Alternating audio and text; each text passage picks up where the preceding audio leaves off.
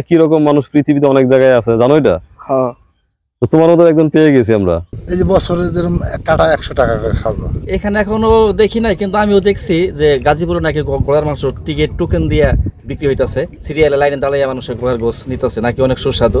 এই কয়েক বছর ধরে পানি ওঠে না। কিনে হলো দুধ হলো কিনে হলো 45 টাকা। দর্শক সবাইকে শুভেচ্ছা জানাচ্ছি সদরপুর ফরিদপুর থেকে। আজ আপনাদেরকে নিয়ে যাব চর নাসিরপুরে। এটি হচ্ছে আড়িয়াল খাঁ নদী। এই খেয়া পার হলে চর নাসিরপুর। নদীর সবচেয়ে সুন্দর দৃশ্য হচ্ছে মাছ ধরা। এখানে বেশ কিছু মানুষকে দেখলাম মাছ ধরছে। নন্দলালপুর চরের একাংশ থাকছে এই ভিডিওর শেষে। ভাই কি নাম আপনার? মোহাম্মদ সুমন। সুমন ভাই, ইদানিং লক্ষ্য করছি যে অনেকেই এই ঘোড়ার মাংস খাচ্ছে আর কি। এখানে এখনো দেখি নাই, কিন্তু আমিও দেখছি যে গাজীপুরে নাকি ঘোড়ার মাংস টিকিট টোকেন দিয়া বিক্রি হইতাছে, সিরিয়ালে লাইনে দাঁড়াইয়া মানুষের ঘোড়ার গোস নিতেছে, নাকি অনেক সুস্বাদু। কিন্তু আমি দেখি না, কিন্তু আমি শুনছি, মোবাইলে দেখছি আর কি। আচ্ছা, তো ভাই আমি এদিকে যাচ্ছিলাম, তো হঠাৎ দেখলাম খুব যত্ন করে গোসল করাচ্ছেন। হ্যাঁ, এটা আমার মানে পালিত ঘোড়া। এটাতে বিকালবেলায় বাচ্চাদের ওঠাই, বিনোদন দেই, আনন্দ দেই, এতটুকুই।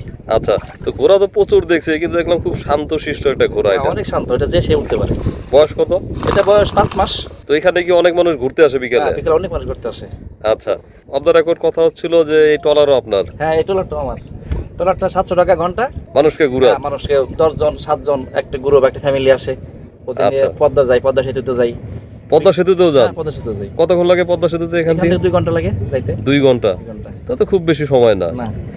তাহলে এই ঘোড়ায় উঠলে কতক্ষণ কিভাবে টাকা নেন? এই যে এখান থেকে ওই একটা চক্কর দিয়ে পাশ থেকে ওই পাশ পর্যন্ত যতদূর পর্যন্ত পাকা আছে 100 টাকা দেয়, কেউ 50 টাকা দেয়, আবার কেউ ছবি তুলে 50 টাকা দেয়। কত দিয়ে কিনছিলেন? আমি কিনছিলাম 5000 টাকা দিয়ে। কোথায় থেকে? যশোর থেকে। আপনি তো আরো বেশি করে এখানে রাখলে বিক্রি করা সম্ভব। হ্যাঁ, অনেকে আসে কিন্তু শান্ত করার খোঁজে। অনেকদিন পর আলু তোলা দেখলাম। তো আপনারা কি ছোট সময় থেকে চাষ করেন? হ্যাঁ। কত রোপণ করছেন এবার? 7 কাটা হবো। আমরা তো এই মুহূর্তে দাঁড়িয়ে আছি চর নাসিরপুরে। হ্যাঁ। এই চর উঠছে কবে? এই চর উঠছে 20 হইতে 35 বছর। 20 থেকে 35 বছর। এখানে জায়গা জমির দাম কেমন? এখানে জায়গা জমি 2 লক্ষ টাকা দাম আছে। বালি ফেরি গেছে তো এই 2 লাখ 2.5 লাখ টাকা দাম আছে। কয় শতাংশ বিঘা আপনাদের? এখানে 52। তাহলে 52% জমির দাম 2 হইতে 2.5 লাখ। 2 থেকে 2.5 লাখ। এগুলো কি আবার খাস জমি না তো? আবার না না, খাস না, এখানে বাপ দাদা হলে রেকর্ডি সম্পত্তি। রেকর্ডের সম্পত্তি। তো বালির পরিমাণ কবে থেকে বেশি হচ্ছে এখানে? এখানে 20-15 বছর ধরে বালি ভরছে। তো মিষ্টি আলু বিঘায় কতটুকু হয় আপনাদের এখানে? পরে কমে কাড়ায় 5 মণ, বিঘায় কয় মণ হয় দেখেন। তো অনেক আলু হয়। হ্যাঁ। তো দুধের ব্যবসা কতদিন ধরে করেন? করতে আজকে 27 বছর। কত করে কিনে আনলেন? কিনে হলো দুধ হলো কিনে হলো 45 টাকা। নিয়ে যাবেন কোথায়? এই দুধ নিয়ে শত ঘুরা আমি গাড়িটা দিয়ে পার। মানে আমাদের এই নদীর ঘাটে দিয়ে আসবেন? আপনাদের এখানে তাহলে জায়গা লিজ হয় এই চরে? হ্যাঁ, এই পরাই জায়গায় লিখছে, এই সমস্ত জমা জমি যা দেখেন করতেছে, যে করে খেতে না, বর্গা খাজনা এইভাবে।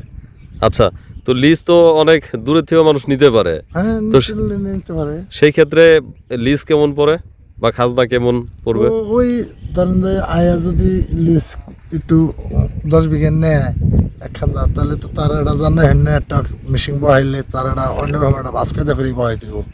না, ধরেন যে দূরে থেকে কেউ এসে 10 বিঘা 20 বিঘা 50 বিঘা নিল, তো নিলে প্রতি কাঠার ভাড়া কত বলছেন? 100 টাকা। 100 টাকা। তো আমরা যদি মনে করি যে 30 কাঠায় আপনাদের 1 বিঘা, তাহলে 3000 টাকায় সে 30 কাঠা জমি 1 বছর খাবে, খেতে পারবে। তো যদি কেউ 10 বছর কিংবা 20 বছরের জন্য লিখে নেয়, তখন ডিপ বসাইলে কিন্তু এখানে ভালো ফসল সম্ভব। এই যে আপনি আলু তুলছিলেন, তো বলছিলেন যে যদি ঠিক মতো পানি দিতে পারতেন, যত্ন নিতে পারতেন, তাহলে এই 30 কাঠায় বা 52% যে বিঘা, এই 52% কতগুলো আলু হওয়া সম্ভব ছিল? ধরেন তো অনেক হিসাব, কাড়া যদি 5 মণ হয়, তা 5 কাড়া হলে 25 মণ, তো 150 মণ হইতো। 150-200 মণ হয়। 150-200 মণ আলু হয়। এরকম হলে 200 মণ হবো কাড়া বিঘা। বিঘায় 200 মণ। বড় মাপে ঠিক মতো ব্যবহার করা হলে 200 মণ পানি মতো। তাহলে আপনি বলতে চাচ্ছেন যে আসলে পানির ব্যবস্থা থাকলে এখানে কোনো লস নাই? লস নাই। এক একটা চরে গেলে এক এক রকম মনে হয়। তো সবাই জিজ্ঞেস করে নিরাপত্তা কেমন, মানে এখানে কি চুরি ডাকাতি হয় কিনা? এই ধরুন যে সাধারণ হয়, আমাদের এই দেশে খুব চুরি ডাকাতিটা কম হয়েছে। এবার মাত্র একটা গরু নিয়ে গেছে এই যে ব্যক্তিগত। আর আমি এই চরে থাকতে পারবো না, আমাকে এই চরে গরু বাছর দেয়নি। এই গরুটা নিয়ে আবার জবাই করছে ও জাহাঙ্গীর পার, ওইটা জবাই করে নিয়ে গেছে, খাওয়ার জন্য নিয়ে গেছে। ওই কষাইতে চালাইছে। আচ্ছা, আর এই পানি কতটুকু এই চরে? ওখানে এই কয়েক বছর ধরে পানি ওঠে না। দূর থেকে এসে যদি কেউ খামার করে হ্যাঁ। তাহলে মনে হয় ভালো করতে পারবে, হ্যাঁ। যেহেতু একটা ডিপ বসাই নিলে এই যে গাছ লাগাইছি বুঝছেন, এই গাছে যদি 2 বার পানি থাকতো তো গাছ কাটা হয়ে যেত একদম। তাহলে যারা খামারের জন্য জায়গা খুঁজে, হ্যাঁ। গরু পালবে, ছাগল পালবে, কিংবা ধরেন হাঁস মুরগি, তাদের জন্য খুব ভালো জায়গা এটা। এটা তার জন্য খুব ভালো কেন ট্যাক জায়গা ডিপ বসাইলে আমাদের ঘাস যে কোনো বিভিন্ন ফসল করা হয়।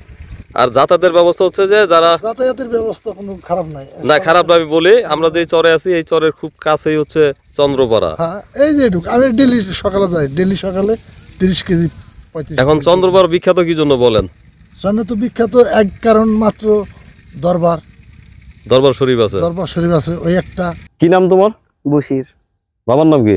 বিল্লাল ফকির। বিল্লাল ফকির। তো আমাদের এক বিল্লাল ভাই আছে, বিল্লাল ভাইয়ের একটা ছেলে আছে সিয়াম। তো দেখতে একেবারে তোমার মতো, মানে আমি যতটুকু জানি যে একজন মানুষের মতো সারা পৃথিবীতে হয়তো 4-5জন মানুষ থাকে একই রকম দেখতে। তো তোমাকে দেখতে একেবারেই ওর মতো, চুলের কাটিং, তোমার উচ্চতা, বয়স সব মিলে, গায়ের রং অনেকটাই তোমার সঙ্গে মিল আছে। আমি দর্শকদেরকে ওকেও দেখাবো। তোমার নাম হচ্ছে বশির, হ্যাঁ। ওর নাম হচ্ছে সিয়াম। তোমার বাবার নাম বিল্লাল ফকির, ওর বাবার নাম হচ্ছে বিল্লাল মল্লিক। তো এই যে একটা, তুমি জানো যে এরকম মানুষ আছে যারা একই রকম মানুষ পৃথিবীতে অনেক জায়গায় আছে, জানো এটা? হ্যাঁ। তো তোমার মতো একজন পেয়ে গেছি আমরা। তো ওরেও আমরা অন্য একটা ভিডিওতে দেখাবো, তারপর দুজনকে আমরা মিলাবো যে আসলে দেখি দুজনের চেহারা কতটা মিল। তো এমনি করো কি? এমনি বাড়িতে থাকি, এই যে কেবল জাল ভাই। উনি তোমার কি হয়? না না। নানা হয়? হ্যাঁ। নানার সঙ্গে মাছ ধরো? হ্যাঁ। আর অন্য কি করো? পড়াশোনা করো নেই? স্কুলে ফুরতুরি বসছিলাম, পড়াশ করিনি। তোমাদের এপারে কি স্কুল আছে? স্কুল আসল ভেঙে গেছে গা। পরে আর করে নাই? না তার কলেজ তো নাই। না। এখানকার বেশিরভাগ বাচ্চারা কি এরকম হ্যাঁ। যে পড়াশোনা খুব একটা করে না, না। ওরা এক একজন এক এক কাজে লেগে যায়, হ্যাঁ। তাই? তো পড়ালেখা করতে মন চায় না তোমাদের? চাই, কিন্তু কিন্তু আর স্কুল নাই যে পড়ালেখা করার মতো। বসির, ভালো থেকো। আর তোমার ফোন নাম্বার আমরা নিয়ে যাব, ওই আমাদের বিলাল বাড়ির ছেলে যে সিয়াম আছে, দেখি দুজন একসঙ্গে কিছু দেখাইতে পারি কিনা। এবং তুমি দেখলে অবাক হয়ে যে তোমরা দুজনে একই, ঠিক আছে? আচ্ছা। এদিক দিয়ে যাচ্ছিলাম, হঠাৎ করে বড়ই গাছ দেখলাম। আমাদের আলম ভাই ব্যস্ত হয়ে পড়লেন, বড়ই নিবেন। আলম ভাই, জি ভাই। বড়ই টুকাচ্ছেন? আরে ভাই, কাঁচা আর পাকা দেখেন না, এগুলো ঘটনা হয়েছে কোনটা, যে খাবার জিনিস তো নষ্ট করে তো লাভ নেই। আর এই যে দেখেন নিচে, আপনি একটু দেখেন, হ্যাঁ, নিচে তো প্রচুর পড়ে আছে। প্রচুর বড়ি নষ্ট হয়ে গেছে, কেউ জন খাচ্ছে না।